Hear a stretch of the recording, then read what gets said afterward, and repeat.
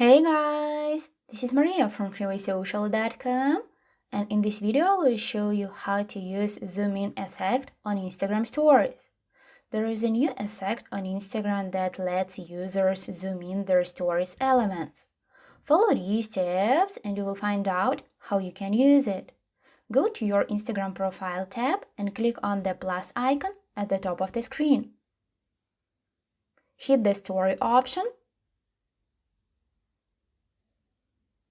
Once the story camera screen opens, find the effect that is depicted as a square with arrows on both sides and press on it.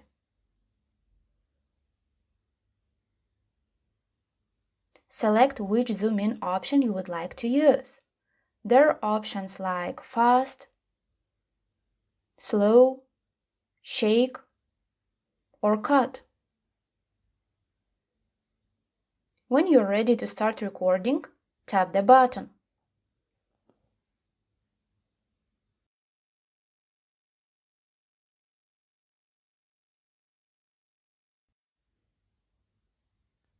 Now you can insert stickers, draw or write something on your story. After that, click on the Send To button and share your story to Instagram.